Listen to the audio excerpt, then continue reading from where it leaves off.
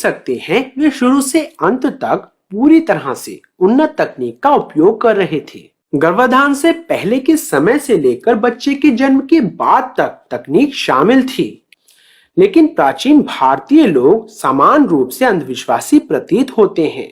बच्चे के जन्म के समय उनके पास कई अजीब और बर्बर अनुष्ठान थे, लेकिन यह बीते दिनों की बात नहीं है। शायद भारत ही एक ऐसा देश है जहां हजारों साल बाद भी आज भी इन सदियों पुराने रीति रिवाजों को जारी रखा जाता है।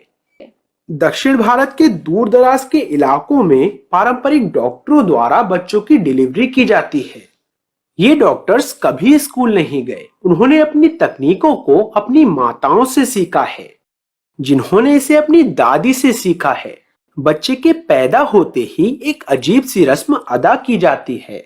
डॉक्टर गर्भनाल लेंगे और गर्भनाल के अंदर के खून को साफ करके इसको एक कंटेनर में रखेंगे। फिर वह एक गुप्त सामग्री मिलाएंगे और सब कुछ एक छोटी एयर टाइट शीशी में डाल दिया जाएगा, जिसे थाइथू कहा जाता है। इस शीशी को डॉक्टर के पास सुरक्षित रखा जाएगा। जन्म के 28वें दिन अरण जन्म या अराइजन कायरू नामक एक भव्य समारोह मनाया जाता है। बच्चे की कमर के चारों ओर सोने या मोटे काले धागे से बना एक कमरबंद जैसा आभूषण पहनाया जाता है और इस शीशी को इस समारोह के एक भाग के रूप में इस कमरबंद से जोड़ा जाएगा।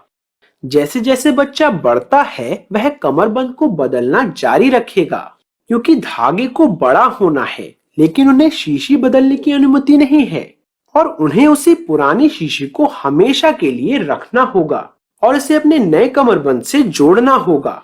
इस कमरबंद समारोह का उल्लेख तोलकाप्पियम नामक सबसे पुराने तमिल ग्रंथ में भी किया गया है, इसलिए यह अजीब अनुष्ठान हजारों साल पुराना है। लेकिन पिछली कुछ शताब्दियों में जब सभी लोग भारत आने लगे तो वे इस बर्बर प्रथा से खुश नहीं हुए। शिशुओं के गर्भनाल से रक्त को बचाना और उन्हें जीवन भर इसे पहनना हिंदुओं को बर्बर, अज्ञानी और अंधविश्वासी के रूप में चित्रित किया गया था। इसलिए अधिकांश भारतीयों ने इस प्रथा को छोड़ दिया और केवल दक्षिण भारत के सुदूर हिस्सों को छोड़कर अन्य स्थानों पर अब उनके पास ये शीशियां नहीं होती हैं। और फिर अचानक पिछले कुछ वर्षों में स्टेम सेल तकनीक नामक एक नई तकनीक आई। यदि आप अभी बच्चे की डिलीवरी के लिए किसी बड़े अस्पताल में जाते हैं तो डॉक्टर्स आपसे पूछेंगे कि क्या आप बच्चे के गर्भनाल रक्त को संरक्षित करना चाहते हैं। यह कॉर्ड ब्लड क्या है, यह स्टेम सेल तकनीक क्या है, गर्भनाल से रक्त। अब विशेषज्ञ इस बात की पुष्टि करते हैं कि स्टेम सेल गर्भनाल में पाई जाने वाली विशेष कोशिकाएं हैं और अगर हम इन कोशिकाओं को संरक्षित करते हैं तो हम कैंसर सहित घातक बीमारियों का इलाज कर सकते हैं। तो अगर आज कोई बच्चा पैदा होता है और डॉक्टर्स उसके स्टेम सेल को सुरक्षित रखते हैं तो 50 साल बाद अगर उस 50 साल के व्यक्ति को कैंसर हो जाता है तो वे उसके इलाज के लिए उसके स्टेम सेल का प्रयोग कर सकते हैं। क्या यह संभव है कि प्राचीन भारतीय भी उसी तकनीक का उपयोग कर रहे थे? क्या प्रत्येक व्यक्ति ने इन शीशियों में अपने स्वयं के स्टेम सेल रखे थे? इसके बारे में सोचें। इतिहासकार भी इस बात से सहमत हैं कि चोल जैसे प्राचीन भारतीयों ने हजारों मील की यात्रा की और दूर की भूमि पर विजय प्राप्त की। यदि कोई व्यक्ति घायल हो जाता है या कोई गंभीर बीमारी हो जाती है तो स्टेम कोशिकाओं को पुनः प्राप्त करने के लिए इससे बेहतर जगह और क्या हो सकती है। बेशक उसे इसे हर समय अपने साथ रखना चाहिए। पूरी प्राचीन प्रणाली और ज्ञान लंबे समय में धीरे धीरे नष्ट हो गए होंगे। यहाँ तक कि पारंपरिक डॉक्टर भी अब बहुत कम जानते हैं।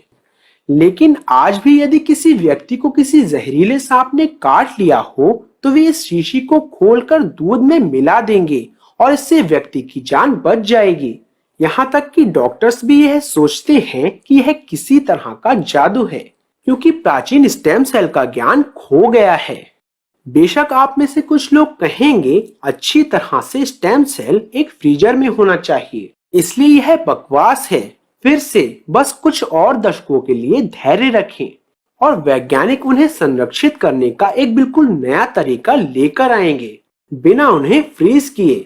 यदि भारत सरकार स्मार्ट है तो उन्हें शीशी में जोड़े गए गुप्त संघटक पर गौर करना चाहिए, जिसमें कोशिकाओं को संरक्षित करने की कुंजी हो सकती है।